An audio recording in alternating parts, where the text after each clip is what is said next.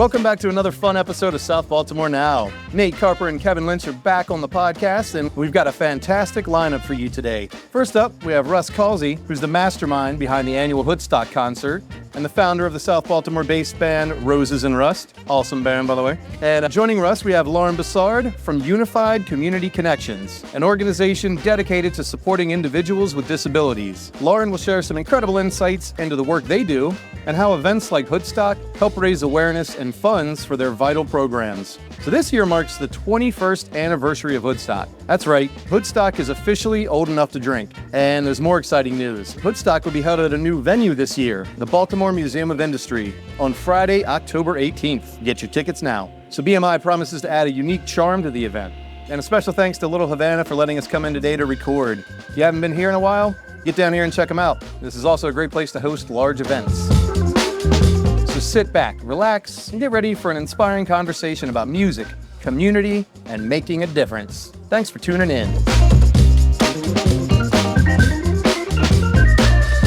All right, Kev, what's up, my man? How are you doing? I'm doing good. We're basically going to learn about a party, so you'll probably listen to this on the weekends. You'll be ready to party after hearing this. Definitely going to be ready for some good music, some good partying, and hey, Kev, man, you were at Hoodstock last year, right? Oh, yeah. What'd you think of the event? It's really fun. I've actually been the last 2 years, and it was a lot of fun. And I didn't realize how many of the people I know well were going to be there, and now I know to expect them there. But yeah, really good party, good music, good food, good scenery, good drinks. If you're getting out on a Friday night, that's what you want. It's an awesome event. With that, Russ, Lauren, welcome. Thank you for having us. Good to be here. Well, thanks for being here.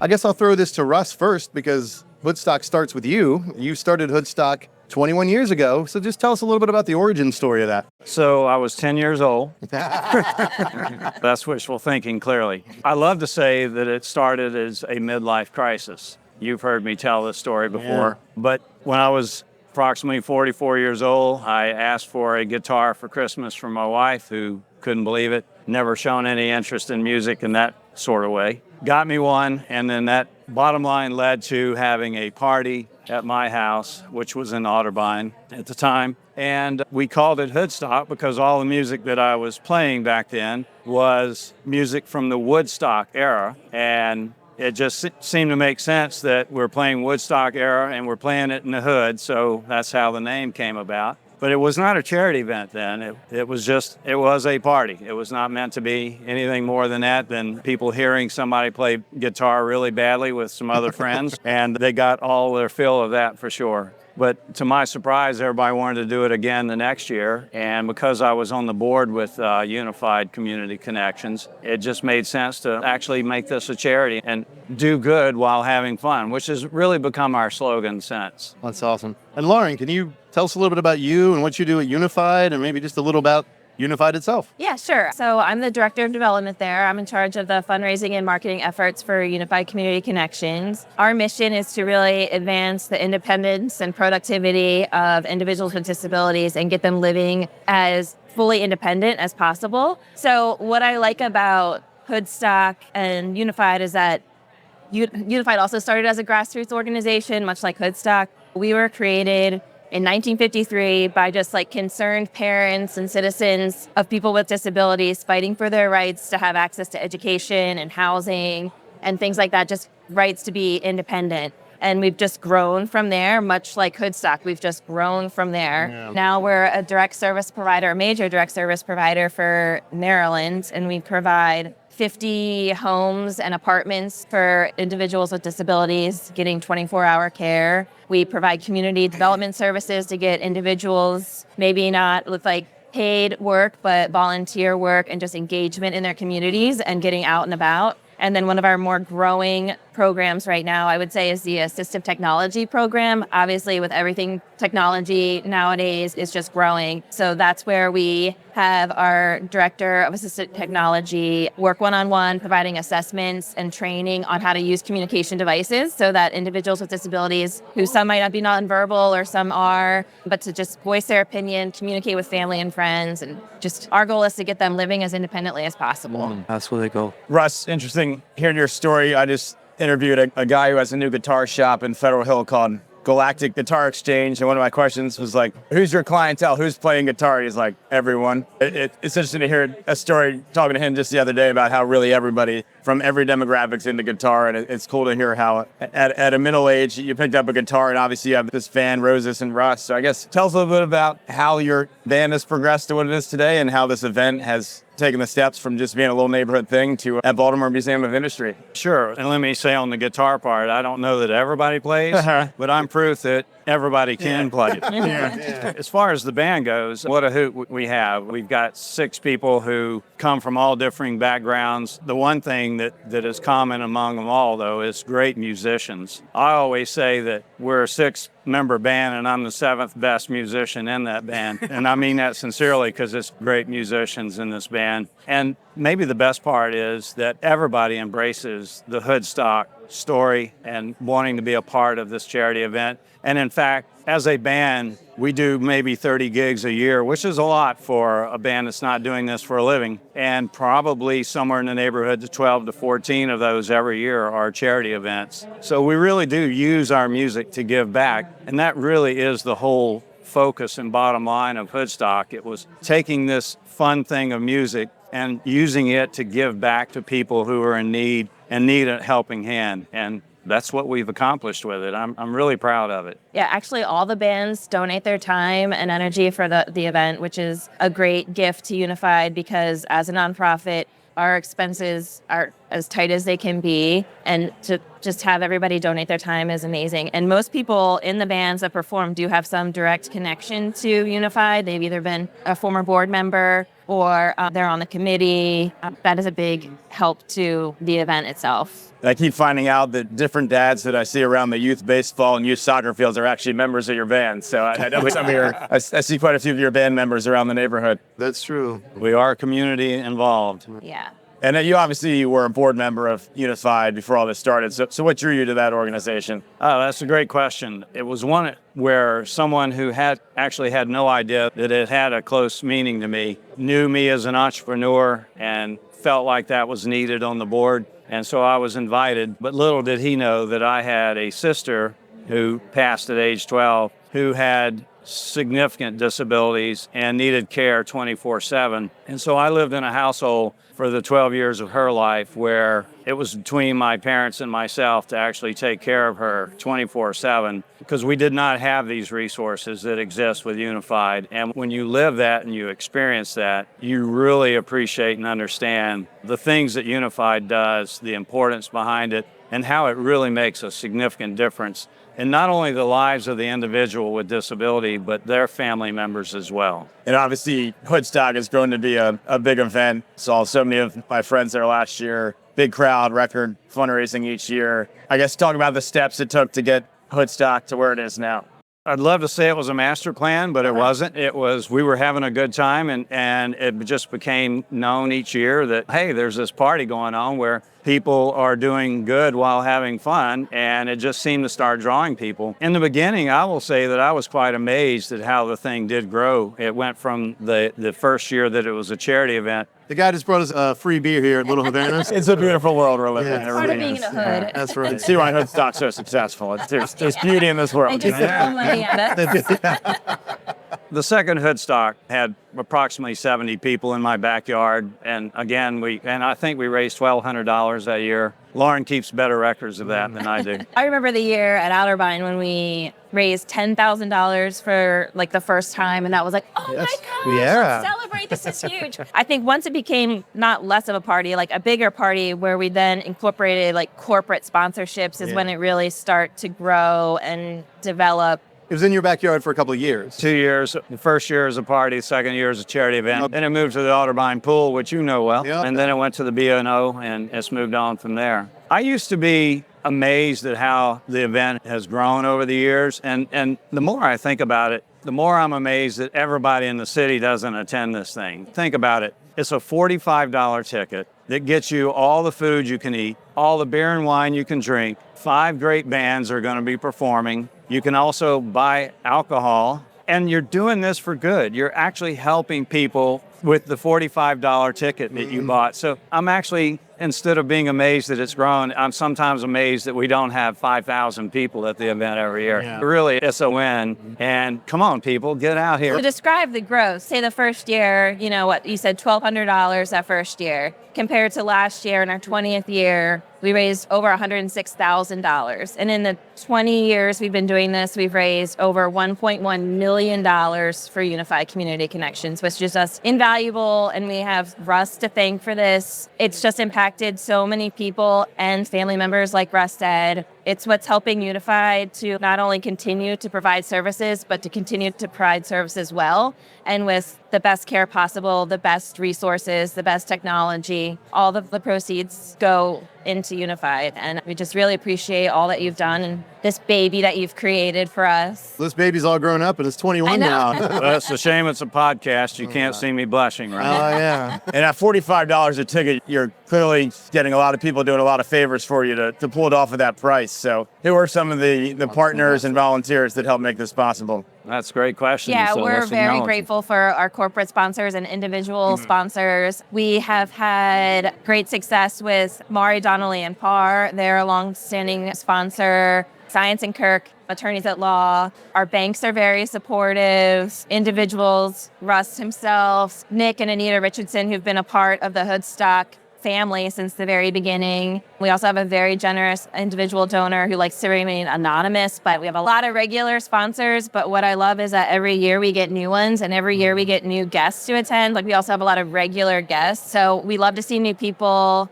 And I think part of the reason that it grows and gets better every year too is because we're very much about offering a great experience to the guests at a very affordable rate. It is family friendly. Kids can attend, especially with being back at the, more of a museum, the Baltimore Museum of Industry. We're going to have exhibits that people can walk through and just an added experience in with that. That's so much fun. It's so much fun. So out of the 20 years, 21 coming up, are there any moments at the actual event that stand out to you, whether it's like a performance or a special guest? I'll start by saying, of course, the biggest one of all was when you did Hotel California, lead on guitar. Now I'm blushing. Yeah.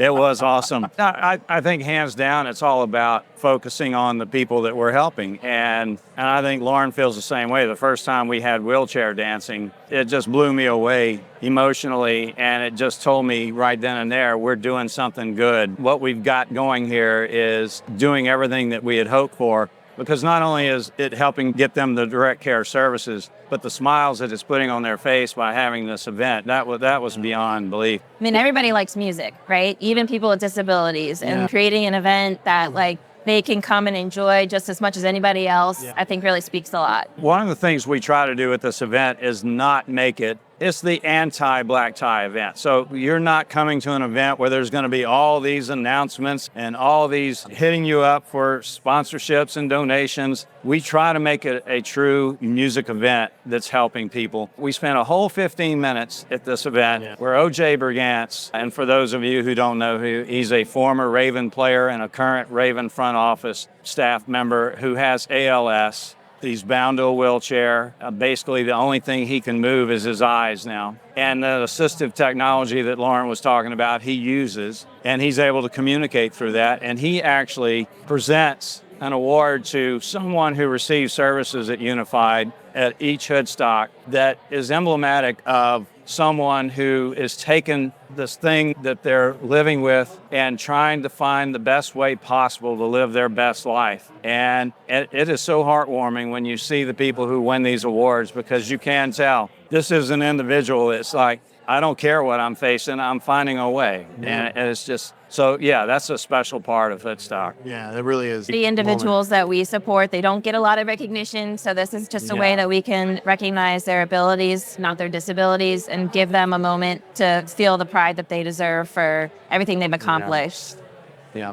And there's sometimes when you meet a family that has a child or a family member that needs 24/7 care, it really puts life in perspective, that maybe the little things that you think are hard or complain about, or you think you've had a long day, it puts a lot in perspective. And you see the love and the work a lot of these families put in. So what's it like to meet some of these families and just be around that type of support and love? And how does that kind of motivate wanting to further the mission of Unified? Unfortunately, a lot of the individuals that we support don't have family members because they're adults and they're like their own guardian, but that just makes us want to help them even more because they don't have a support system necessarily in place. So we are their support system and we're their advocates and we're trying to help them. And then when you see them succeed and you see some of them achieving their goals, if we have people volunteering in the community or they're getting a paying job at a grocery store, or some of our individuals are really artistic and they've had art displayed in local city museums and things, that just makes us so proud. And I honestly would say, like, maybe not the family members, but the direct support professionals that we work with, they're the backbone of Unified. They're the ones that are working 24 hours a day with this vulnerable population, daily care. It's grueling work, it's hard work, but these people are in it because they just feel so much love and compassion for these individuals and they treat them like their own children or own families, and it's just really heartwarming to see the dedication of our staff. And how big is your organization? How many people work with you or So we span adjacent to you? Yeah, we span throughout Maryland. So we have services as far as Cumberland, Hagerstown, Frederick, and then also in Baltimore. So we have staff, like employment, about 450 people to provide all this care and all these services. The homes have to, that's 24/7. This isn't like you just 9 to 5 it. So they live at the homes too? Yeah, obviously. they'll have shift work. Okay. We have to have overnight support, and I might be late to sometimes for work, but these people can't be late. This is shift work. We gotta move on, and these people have to be Lives looked depend on after. it. Yeah, exactly. Yeah. So can you imagine for so many of these people not having this resource? And we're fortunate we live in a great state of Maryland that actually provides a fair amount of money and resource to people with disabilities. But it can't be done with just the amount of money that the state of Maryland does. In fact, it's hard to pay a living wage to these folks who are helping provide this support.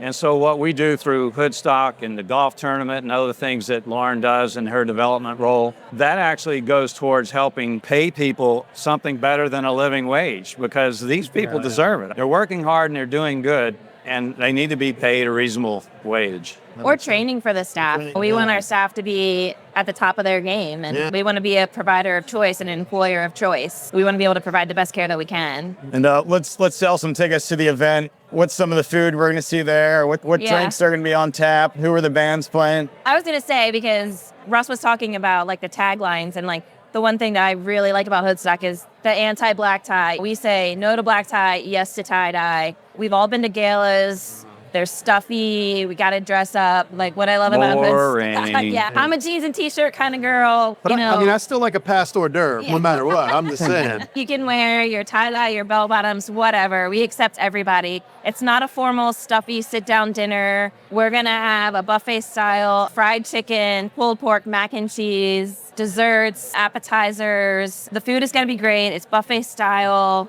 Let's get some local breweries that Beer, wine, Yes, liquor. Gold is going to be doing the catering. We worked with them in the past. They've done a great job. Some of the beer and the cocktails that we have going, we've got a partnership with Sagamore Spirits this year, and they have donated product for us to create this fun cocktail that we're going to be presenting to the guests. We thank them for their support. And then also Checker Spot. Checker Spot Brewing Company is donating beer to the event, so they're a highlighted local brew for this year's event. Excited for that. In addition, we've got beer and wine. From Sobo Cafe. And from Sobo Cafe. Yeah, we love them. They are a longtime supporter of We love Hoodstock. Sobo Cafe. Yes. Institution here in South Baltimore for sure. And then the bands that are going to be there? Yeah. So there are going to be 4 performances. We're going to start with 4 Feet Apart. And as that name would imply, they started in 2020. And I'm sorry, I Wait, said 6 4 feet. feet. 6 feet. Okay, yeah. Okay. No wonder I got COVID in 2020. You're only doing 4 feet. No, so it's 6 feet apart. We'll open it, and this will be their first time to perform. And I think that makes us around 23, 24 bands that have performed in Hoodstock over the years. Next will be the Wafflers. They're a very popular local band, great music, and everybody loves them. And then that's going to be followed by the Can Do Award, and then Roses and Rust. And then we're going to have Horty and the Who, which is a 4-piece band. They're all young. They bring it and have a really eclectic set. They're fun, man. And music, they are fun. And really looking forward to this. It's going to be a fun night. So yeah, I definitely want to tell people where they can go to get tickets. Again, it's only $45 all you can eat. So where can they go to get tickets? Right. Currently, right now, tickets are $50. You can go to unified.org/Hoodstock, get your tickets there. The day of, they jump up to $55 a ticket. So you want to Still a go bargain. ahead and get it in, though. Save some of that money. And we've got amazing overflowing raffle baskets, silent auction items. We've got a cool item from the Ravens, autographed item. And then we have our fan favorite Yeti Cooler of Cheer, which is just a huge Yeti Tundra Hull loaded with 30 bottles of alcohol. So you want to bring some money just to spend and have some fun. But yeah, unified.org/Hoodstock is where you can find all the details and ticket sales. Or when you see Nate on the street, he will be selling tickets. You can get them from him without the fees, or me, Russ. I will have tickets, and you can buy them from us without the fees. That's right. You'll see me on the corner with my kids selling lemonade and Hoodstock tickets at the same time. Russ, Lauren, thank you guys so much for sitting down with us here today. Little Havana. Thanks to Little Havana. Thank you, Kev. Man, I can't wait for Hoodstock. This is going to be a fun year, 21st year at BMI. Friday, October 18th. Again, like Lauren said, $50 a ticket, maybe $55 at the door. It's going to be awesome. Fun times, great music, great food. I hope to see you there.